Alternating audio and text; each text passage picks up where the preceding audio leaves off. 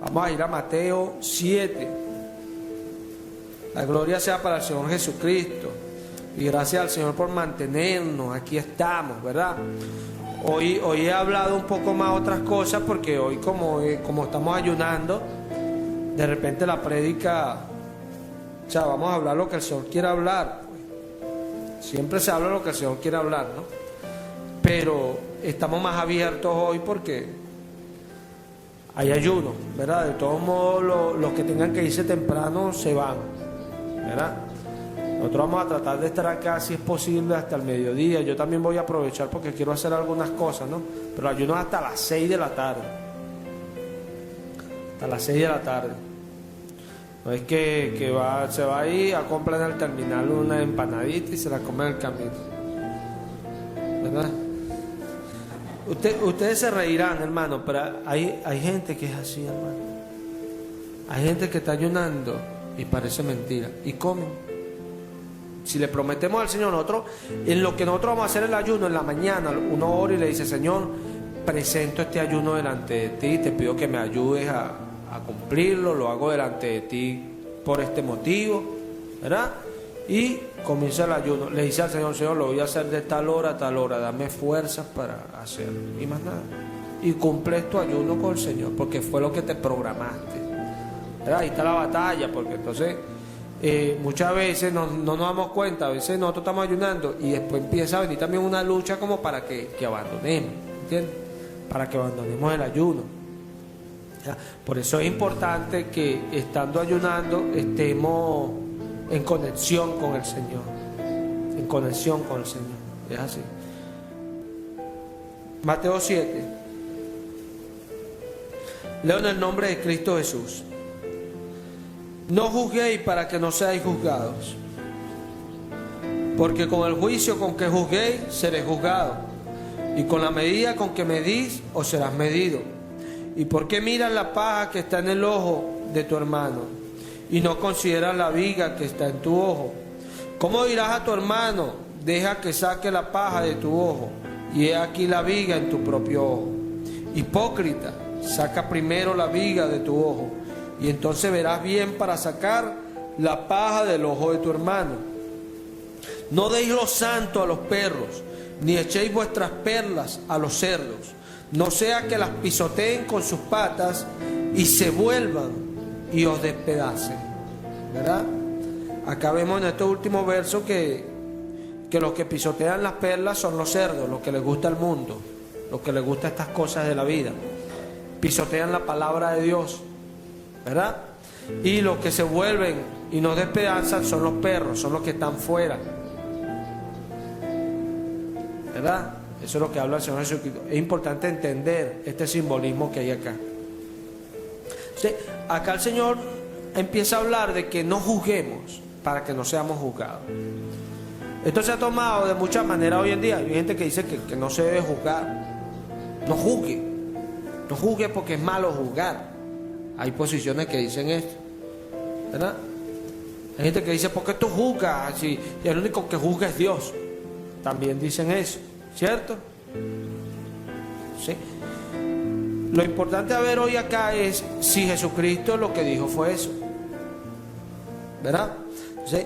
Aquí dice la palabra que no juzguemos para que no seamos juzgados, porque con el juicio con que juzgamos seremos juzgados, y con la medida con que medimos seremos medidos, ¿cierto?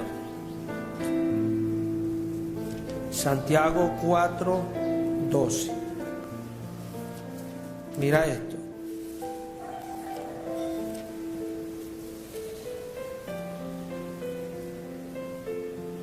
Santiago 4:12. ¿Estamos allí? ¿Ustedes sabían que Santiago es un sobrenombre? ¿Sabían eso? ¿Ah?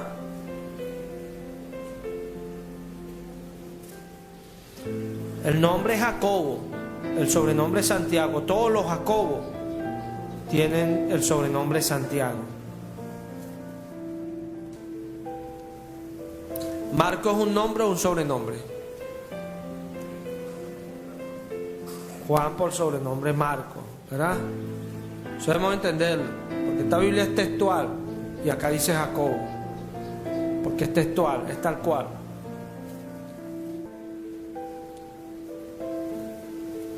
Entonces vemos ahí en Santiago 4:12, con el nombre de Cristo Jesús. Uno solo, vamos a leerlo desde el 11, disculpe. En el nombre del Señor Jesucristo. Hermano, no habléis mal unos de otros. El que habla mal del hermano o juzga a su hermano, habla mal de la ley y juzga la ley. Y si juzgas la ley, ya no eres hacedor de la ley, sino juez. Uno solo es el legislador y juez, el que puede salvar y perder. Pero tú, ¿quién eres que juzgas al prójimo? Amén. Acá vemos que Santiago está diciendo que no juzgue a tu hermano. ¿Por qué? Porque uno solo es dador de la ley y solamente él puede juzgar. Aquí se complica la cosa, ¿verdad? Se complica, porque Santiago está diciendo que uno solo puede juzgar y ese es Dios, ¿verdad? Pero allí vamos a traer el punto más importante, que fue el que dijo el hermano: juzgar con nuestra propia opinión. Santiago está hablando acá: no murmures de tu hermano, ni hables de tu hermano, porque tú no eres dador de la ley. Uno solamente tiene el poder de hacer eso y él es el juez, el dador de la ley. O sea, juzgar con nuestra propia opinión es el problema. Ese es el problema. Juzgar con lo que nosotros opinamos. Ni Jesucristo hizo eso, ¿sabía? Ni Jesús hizo eso. Vamos a ir a Juan 12:47. Juan 12:47. Mira esto. Leo en el nombre de Jesucristo.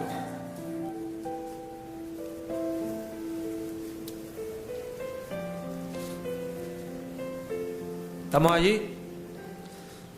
Si alguno oye mis palabras y no las guarda, yo no le juzgo, porque no vine para juzgar al mundo, sino para salvar al mundo. El que me rechaza y no recibe mis palabras, tiene quien lo juzgue. La palabra que hablé, ella lo juzgará en el día último. Porque yo no he hablado por mí mismo, sino que el Padre que me envió, Él me ha dado mandamiento de lo que he de decir y lo que he de hablar. Amén. ¿Qué dice el Señor allí? Yo no los juzgo, yo vine a salvarlos, decía el Señor. El que los juzga es todo esto que yo estoy hablando, decía el Señor. Muy importante entender eso cuando venimos a la congregación. Que el pastor no es el que nos está juzgando, el que nos está juzgando es la palabra. Y si ustedes se dan cuenta, cuando yo hablo, lo que hay es palabra, no hay mis pensamientos, no hay lo que yo pienso ni lo que yo origino. Están las palabras de Dios y por eso son juzgados, no por lo que yo digo. Eso es importante, porque muchas veces se piensa que nosotros no debemos de juzgar. No, hermano, el solo hablar la palabra es emitir juicio, hermano. Donde está la palabra hay juicio, porque la palabra juzga. Y dice que es como espada o filo, que ella penetra y discierne todos los pensamientos y los desnuda, los saca al descubierto. Y todo el mundo queda expuesto delante de ella. Todo el mundo, hermano. Por eso usted ve que mucha gente se pone bravo, mucha gente, porque es la palabra la que está haciendo mella en las personas, tocándole el corazón. Entonces la persona ve al predicador y dice, no, y la agarran con él. Porque usted cree que a Moisés no lo quería y fue el hombre que lo sacó a ellos de Egipto. Es una locura. El que me sacó no lo quiero. Bueno, Jesucristo los sanó a todos y les dio palabras de vida y lo mataron. Porque es la palabra la que juzga. Si nosotros vemos las cosas desde su origen, hermano, nosotros vamos a entender las Escrituras. Porque la que estuvo en medio de nosotros fue la palabra, el verbo de vida.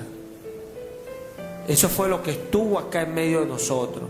Eso fue lo que palpamos, eso es lo que pudimos tocar. ¿Verdad? Eso era lo que decía Juan, ¿verdad? O sea, la luz que alumbra a todo ser humano vino a este mundo. ¿Y quién alumbra a todo ser humano? La palabra. Lo que pasa es que muchos todavía tienen el velo y no ven lo que está escrito en la antigüedad. La palabra en la antigüedad, los que servían a Cristo la veían. Ya hemos estado viendo cómo actuaban todos ellos en la gracia. O sea, no tenían la ley, por eso decimos que estaban en la gracia, están siendo influenciados por Dios. Cuando habla la palabra de aquella fe que iba a ser revelada, no quiere decir que esa fe no existía. O sea, que estaba oculta para muchos. Como Israel, no es que Israel dejó de ser, el Israel siempre era el celestial. Ahora Dios iba a unir a todos en un solo cuerpo. O sea, en Jesucristo unió a todos. O sea, tuvo misericordia de todos, porque Él es Dios. Entonces, la palabra es la que juzga. Y eso lo habló Jesucristo. Y esto debemos de notarlo muchas veces cuando Jesucristo habla en la Escritura. Porque muchas veces Él habla como el camino. Y muchas veces habla directamente como Dios, diciendo yo soy, ¿verdad? Diciendo destruir este templo y yo en 3 días lo levantaré. Y muchas veces habla como esa palabra que el Padre ha enviado. Pero no quiere decir que haya, no, hermanos, son parábolas. Porque la Escritura habla de que Él hablaba en parábolas en la antigüedad. Y en el Nuevo Testamento también hablaba en parábolas. Y sin parábolas no le hablaba a nadie, dice Marco. Sin parábolas no le habla a nadie. ¿Por qué? Porque Dios siempre ha sido así. Porque Dios no quiere que los que no quieren estar con Él se conviertan y Él lo sabe, ¿no? Y todo el que ve la palabra es sanado. Porque esta palabra es gracia. Esta palabra sana, esta palabra da vida, es espíritu y es vida. Por eso ella está oculta de muchas personas. Por eso Jesucristo dijo, yo me manifestaré a Él, o sea, me revelaré. ¿Quién? La palabra. ¿Entiendes? Me revelaré y me verán claramente. Y oye, cuando tú ves claramente esa palabra, al tú decretarla, la palabra es poderosa. Por eso es que vemos mucho a los falsos profetas, porque sabemos que no hay palabra en ellos y sabemos que son falsos. Porque no puede haber poder si no hay palabra, porque el poder es la palabra. Allí es donde viene la gracia de Dios. Entonces, cuando Jesucristo deja esto acá, Él nos está dando ejemplo, como el camino de que yo no juzgo a nadie. Yo no juzgo a nadie. Y se puso como el cordero. Yo vine a salvar al mundo. Yo no vine a juzgarlo, yo vine a salvarlo. Pero eso sí, esta palabra que yo estoy hablando lo juzgará en el día postrero. Nota esto, porque ya vamos a ver el significado de esto también, el día postrero. Nosotros no somos los que Dios juzga en el día postrero, no, Señor. Porque los que son juzgados en el día postrero no se van a poder justificar delante de Dios. Eso lo dice la palabra. El que sea juzgado en el día postrero no se justificará delante de Dios. Vamos a ir allá, vamos a ir a Apocalipsis. Apocalipsis 20:11. De esto le estaba hablando del juicio en el trono blanco. Apocalipsis 20:11. La gloria sea para el Señor Jesucristo, Rey de reyes y Señor de señores. ¿Estamos allí? Vi un gran trono blanco y al que estaba sentado en él, ante cuyo rostro huyeron la tierra y el cielo, y no fue hallado lugar para ellos. Y vi a los muertos grandes y pequeños en pie delante del trono, y unos rollos fueron abiertos, y también fue abierto otro rollo, el cual es de la vida. Y fueron juzgados los muertos por las cosas que habían sido escritas en los rollos según sus obras. Y el mal entregó a los muertos que habían en él, y la muerte y el Hades entregaron los muertos que había en ellos, y fueron juzgados cada uno según sus obras, y la muerte y el Hades fueron arrojados al lago de fuego. Esta es la muerte segunda. El lago de fuego, esta es la muerte segunda, disculpen, el lago de fuego. Y el que no fue hallado inscrito en el libro de la vida fue lanzado al lago de fuego. Amén. Amén. Entonces mira esto.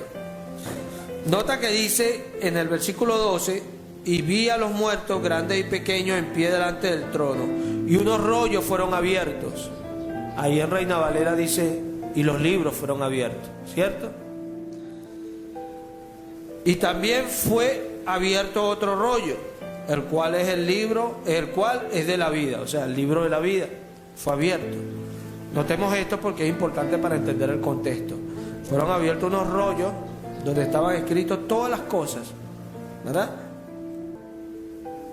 que habían sido escritas en los rollos según sus obras. Dice acá, mira, en el 12 dice, fueron abiertos, voy a leerlo nuevamente, es para que entiendan el contexto. Vi a los muertos grandes y pequeños en pie delante del trono, y unos rollos fueron abiertos, y también fue abierto otro rollo, el cual es de la vida. Y fueron juzgados los muertos por las cosas que habían sido escritas en los rollos según sus obras. Notemos, los libros. Fueron juzgados los muertos, ¿por qué? Por todas las cosas que estaban escritas en los libros. Todas las cosas según sus ¿qué? Sus obras. Y la palabra dice que nadie se justificará delante de Dios. O sea, todos los que vayan a ese juicio, hermano, van a ser inevitablemente condenados. Lo que pasa es que como Dios es justo, Dios le va a hacer un juicio justo. Que ellos vean que van a una condenación con pruebas. Ahí habla de los libros, de los rollos, ¿verdad? Y después dice, y el mal entregó a los muertos que había en él, y la muerte y el Hades entregaron los muertos que había en ellos, y fueron juzgados cada uno según sus obras. ¿Según sus qué? Sus obras. Por la ley nadie se justificará delante de Dios, porque por la ley es el ¿qué? El conocimiento del pecado.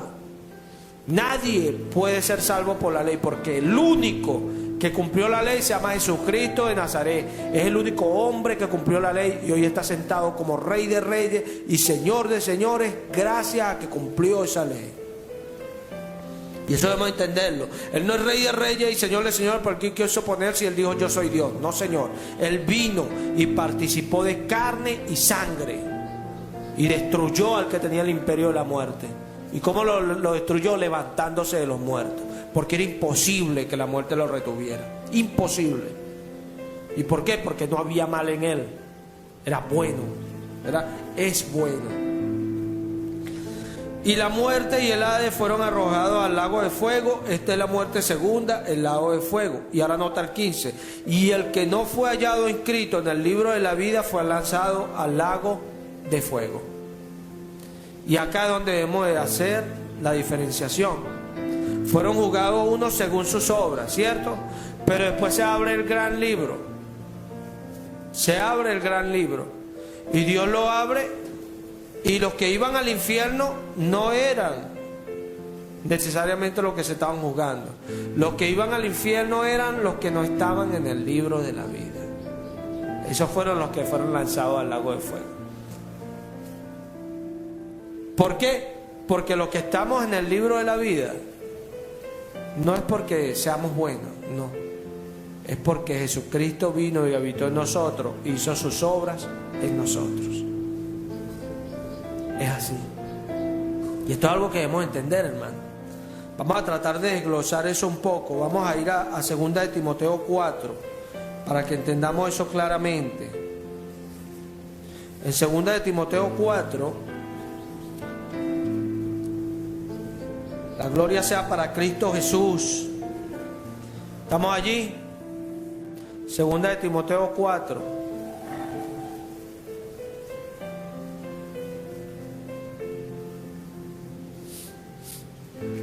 Segunda de Timoteo 4. Leo en el nombre de Cristo Jesús. Requiérote solemnemente en presencia de Dios y de Jesús el Mesías, destinado a juzgar a los vivos y a los muertos en su aparición y en su reino. Amén. Te encarezco delante de Dios, ¿verdad? Que prediques, que instes afuera de tiempo, redarguye, exhorta, reprende con toda doctrina, ¿verdad? Y paciencia. Acá notamos en el 4.1, hermano, que dice que Él juzgará a los vivos y a los muertos en su aparición y en su reino, en su manifestación y en su reino, ¿verdad? Ahí notamos que allí está hablando de dos juicios. Él juzgará a los vivos y a los muertos en su manifestación y en su reino. Igual que está el tribunal del trono blanco y está el tribunal de Cristo, ¿verdad? Son dos juicios distintos, totalmente distintos. Cuando habla acá en su aparición, está hablando en su venida, en su revelación desde los cielos. Y cuando habla de en su reino, habla de ahorita estamos en su reino. Ahorita está reinando el Mesías, el ungido, está sentado en los cielos reinando. Ahorita, desde que murió y resucitó, subió y se sentó en los cielos a la diestra del Padre, a reinar. Un hombre como nosotros, de carne y hueso, está en los cielos sentado y reina para siempre, ¿verdad? Esto debemos de comprenderlo, porque muchas veces queremos identificar a Jesucristo con las visiones que vio Juan. No, la Escritura es claro, que el ángel dijo, este mismo Jesús que fue arrebatado a los cielos, vendrá de los cielos como lo habéis visto. La diferencia es que cuando Él venga, Él viene sin relación con el pecado. Viene a juzgar como Dios, a los vivos y a los muertos. Esto hay que entenderlo. ¿Sí? Acá hay dos juicios, en su manifestación y en su reino, en su aparición y en su reino. ¿Sí? Pedro nos habla un poquito de esto. Si nosotros vamos al libro de Primera de Pedro, le pido al Señor que le dé sabiduría, porque esto es importante tenerlo claro, porque muchos no entienden hoy que hemos sido llamados a juzgar las cosas de esta vida. Primera de Pedro 4.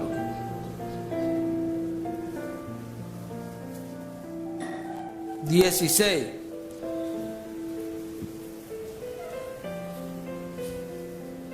¿Estamos allí? Pero si vamos a leerlo del 15, disculpen, hermano. Pero ninguno de ustedes padezca como homicida o ladrón, o malhechor, o como entrometido. Pero si padece como cristiano, no se avergüence, al contrario, glorifique a Dios por este nombre. Porque es tiempo de que el juicio comience por la casa de Dios. Y si primero por nosotros, ¿cuál será el fin de los que no obedecen al Evangelio de Dios? Y si el justo con dificultad se salva, ¿en dónde aparecerá el impío y el pecador? Por tanto, también los que padecen según la voluntad de Dios, haciendo el bien, encomienden sus almas al fiel Creador. Amén. Notemos esto. Pedro nos dice que si el juicio comienza por la casa de Dios, ¿cuál será el final de aquellos que no obedecen al Evangelio? ¿Cuál será el final de esas personas? Esto es lo que debemos de notar acá. No vamos a hablar de los impíos porque nosotros no estamos fuera. Los impíos ya son los que despreciaron completamente la palabra, ¿verdad? Pero adentro hay muchos que no obedecen al Evangelio, ¿verdad? Entonces, nosotros no debemos de ser de eso, porque los que no obedecen al Evangelio serán juzgados en el día final. Pedro deja ahí claro que el juicio comienza por nosotros. Es lo que debemos entender. Porque muchos pensamos que Jesucristo vino y cuando lo confesamos como Señor, es que Él no nos va a juzgar. ¿Dónde dice eso? ¿A dónde dice eso? ¿En qué parte aparece? ¿En qué parte? En ningún lado. Jesucristo nos juzga. Jesucristo nos corrige, nos disciplina, nos quebranta con fuego. ¿Para qué? Para no condenarnos con el mundo. Eso lo podemos ver en 1 Corintios. Si nosotros nos vamos a 1 Corintios 11, por allí hay uno que predica y dice, cuando los hermanos van a buscar en la Biblia, dice, no lo busquen. Qué sabio es, ¿no? Me imagino los discipulitos que tendrá, ¿verdad? Por favor, búsquenlo, consíganlo, yo lo espero. Claro, porque tú te vas a ver cuando hablan la Biblia, entonces, uy, pero estos hermanos aquí, mira, oye, porque están ejercitados. Es así, que siempre hay unos, ¿no? Que para no quedar mal, ¿no? Por eso es que yo a veces leo, para ver si están en el libro. Porque de repente, amén, hermano, y uno se le aparece por el lado y están en Isaías. Amén. Entonces ven a la Biblia como que si están leyendo, como que si están leyendo y escuchando para saber lo que se está diciendo. Primera de Corintios 11, 30. ¿Estamos allí? Lo del nombre de Cristo Jesús. No, lo voy a leer desde el 27 para que entiendan el contexto. En el nombre de Cristo Jesús. De manera que cualquiera que coma el pan o beba la copa del Señor indignamente será culpable del cuerpo y de la sangre del Señor. Por tanto, examínese cada uno a sí mismo y coma así el pan y beba de la copa. Porque el que come y bebe sin distinguir el cuerpo, juicio come y bebe para sí. Por esto hay muchos débiles y enfermos entre ustedes, y bastantes duermen. Si pues nos examinásemos a nosotros mismos, no seríamos juzgados, pero siendo juzgados, somos disciplinados por el Señor para que no seamos condenados con el mundo. Amén. Notemos allí el propósito. Vamos a ver primero, ¿quién nos disciplina? ¿Quién nos disciplina? El Señor, ¿verdad? ¿Nos disciplina dónde? Aquí, porque está hablando de la cena del Señor, ¿cierto? Está hablando de la cena del Señor, de que muchos la comen indignamente. O sea, ¿cómo? Ofendiendo al Señor y comen la cena. Entonces Pablo está diciendo, por eso hay muchos enfermos entre ustedes, muchos hasta ya están muertos. ¿Por qué? Porque cuando son juzgados por el mundo, el Señor los disciplina para no condenarlos al día final. Porque entregaron su vida al Señor. Por eso que usted ve que hay cristianos que a veces están de mal en peor, porque son de Dios y Dios le da duro para no destruirlos al final. Es así. Y esto debemos entenderlo, hermano. Esto debemos entenderlo y claramente. Porque a veces decimos, el diablo se levantó contra nosotros. Ningún diablo. Ningún diablo. Y vamos a ir a Salmo 89, 20. Ningún diablo. El diablo no tiene poder sobre nosotros. En el Salmo 89, 20.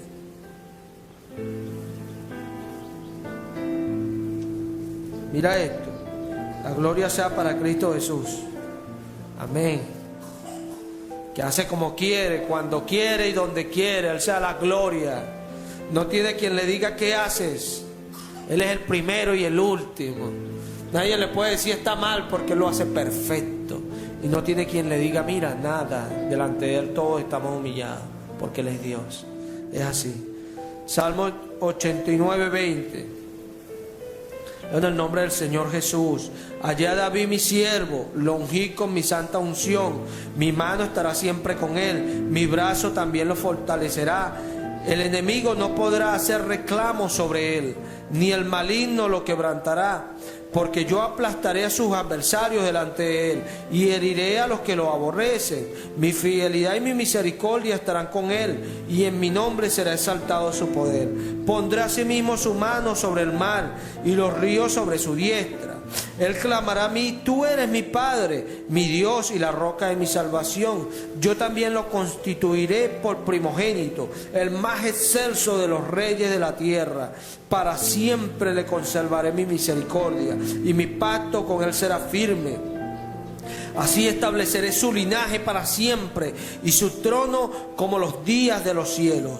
Si sus hijos abandonan mi ley y no andan en mis ordenanzas, si profanan mis estatutos y no guardan mis mandamientos, entonces visitaré con vara su transgresión y con azote su iniquidad. Pero no quitaré de él mi misericordia, ni faltaré a mi fidelidad. No olvidaré mi pacto, ni mudaré lo que salió de mis labios. Una vez juré por mi santidad y no mentiré a David. Su linaje será para siempre y su trono como el sol delante de mí. Será establecido para siempre como la luna, testigo fiel en el firmamento. O sea, esta promesa no era para David. ¿Me entienden? Esta promesa no era para David. O sea, la promesa de la descendencia era para David, pero no está hablando de David, está hablando de Jesucristo, del Mesías. Y esto es lo que debemos entender. Aquí está hablando del Mesías, de Jesucristo. Entonces, está hablando del linaje de Jesucristo. Nosotros, Jesucristo dijo, aquí estoy yo y los hijos que Dios me dio. Amén. Nosotros somos el linaje de Jesucristo. Esto es importante para entender aquello. Y Dios dice que si nosotros abandonamos su ley, no andamos en su ordenanza, si profanamos sus estatutos y no guardamos su mandamiento, Él visitará con vara nuestras transgresiones y nos dará duro, nos azotará, pero no quitará de nosotros su misericordia. Qué tremendo, ¿no? Por eso dice Pablo, nada nos podrá separar del amor de Dios, que es en Cristo Jesús. Amén.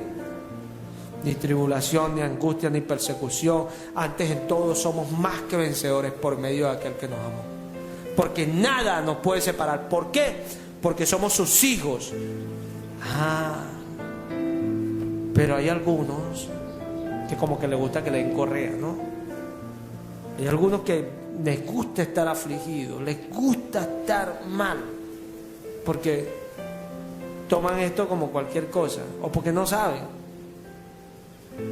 Él azota. Dice allí, cuando somos juzgados por el mundo, cuando no estamos caminando como Él manda, nos disciplina para no condenarnos en el día final, para no condenarnos conforme a las cosas escritas en este libro. ¿Entiendes? Que dice Apocalipsis que no borraré su nombre del libro de la vida, ¿cierto? O sea, que Él lo borra. ¿Es o no? Nadie quite tu corona, nadie tome tu corona. Hay cosas que se pierden, sí las hay. ¿Y por qué? Porque hay cosas que todavía no se han ganado.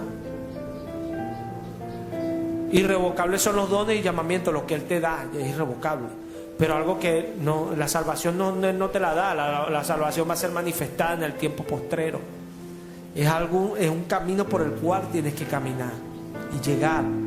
Con vuestra perseverancia ganaréis sus almas, dice la palabra. Entonces, Él a sus hijos los castiga con firmeza, los castiga. Por eso Pablo mandaba disciplinar y entregar a Satanás, porque Pablo sabía que la iglesia no la lleva a Él, la lleva a Jesucristo. Y eso es algo que debemos entender. A veces la persona piensa que las ovejas, no, usted nació aquí, tú no te puedes ir para ningún lado. No, Señor, si el Señor de repente le habla y lo envía, hay que dejarlo ir. Hay que saber que fue el Señor que le habló, ¿no? Porque hay muchos que por ahí, no, el Señor me dijo, el Señor me dijo, el Señor me dijo, el Señor me dijo. Dios te dijo, llévalo acá para ver si en verdad es de Dios. ¿Es o no es? Dios me dijo, Dios me dijo. Pero mire, lo más importante que vamos a visualizar en este Salmo 89 es lo que dice acá en el versículo 22. Allá dice, el enemigo, ¿no qué?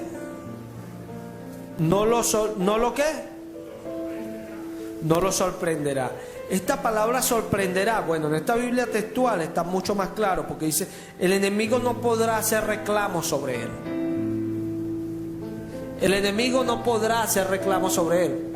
Allí dice sorprenderá. Esa palabra sorprenderá viene del hebreo nasha, que significa hacer reclamo por una deuda. O sea, reclamar a alguien que me adeuda, que me debe. Eso es lo que está diciendo Jesucristo. El enemigo no podrá reclamar sobre él. ¿Y por qué? Porque es mío, dice Dios. ¿Entiende? El enemigo no me vendrá a decir, mira esto, ustedes aquí no tienen voz ni voto. El Señor dijo, yo veía a Satanás que caía de los cielos. Él ahora es el engañador, siempre ha sido engañador, pero ya no es acusador, porque no nos puede acusar. No nos puede acusar, porque ¿quién nos acusará si Cristo murió por nosotros? ¿Quién nos condenará si Él es el juez? Nadie. A los escogidos el diablo no los puede tocar, no los puede señalar, no los puede acusar, pero sí nos puede engañar a nosotros y condenarnos nosotros mismos. Por eso dice que el que hace algo esté convencido de lo que hace. Porque el que duda en lo que hace se condena a sí mismo. Le es pecado. No podemos dudar en lo que hacemos. Y muchas veces pensamos que es que Dios nos está condenando porque hicimos algo malo. No, es que el mismo hecho de ya dudar de lo que hiciste te está condenando, porque todo lo que no proviene de fe es pecado. Eso lo dice la palabra. Por eso la gente incrédula no puede tener firmeza. Porque todo lo que se hace sin fe es vano, es pecado, aunque sea bueno delante de Dios. Pero deja de ser bueno al no ser hecho con fe. ¿Entiendes? Porque nosotros somos la verdad, nosotros somos la convicción. Por eso alguien que dice mentira no puede estar con Dios, hermano. No se engañe. No se engañe, porque los mentirosos serán echados al infierno, porque el padre de la mentira es el diablo. No va a decir, ay, pero es que Jesús me perdona. No, Jesús es los hijos del diablo, no. El infierno fue preparado para ellos. No podemos estar diciendo mentira y que estamos con Dios. Mentira. Nos estamos alejando cada día más de Dios. Las mentiras nos alejan de Dios, porque Jesucristo dijo, yo soy el camino, la verdad. La verdad. La mentira nos aleja de Dios. Y creemos que todo el mundo, no, hermano. Los hijos de Dios tenemos discernimiento y sabemos cuando alguien está mal. Porque cuando estamos bien con Dios, Dios acomoda el camino para que nosotros hagamos las cosas. Así de sencillo. Dios lo acomoda, nos prepara el camino, nos los ensancha y nosotros podemos hacer las cosas. Entonces, acá dice que el enemigo no puede hacer reclamos sobre nosotros. O sea, el enemigo no nos puede juzgar. Y eso debemos de quitárnoslo del corazón. Porque Satanás no te puede juzgar. Porque el único que juzga es Jesucristo. ¿Y por qué? Porque Él murió por nosotros. Está sentado en los cielos para juzgar a los vivos y a los muertos. Pablo decía, yo no tengo mala conciencia delante de ustedes. Y aunque en algunas pocas cosas tengo que ser juzgado por el tribunal humano, ¿verdad? El que me juzga es el Señor. Porque ni yo mismo me juzgo a mí mismo, decía Pablo. El que me juzga es el Señor. 1 Corintios 4. O sea, Pablo estaba claro de que el que le juzgaba era Cristo, no Satanás.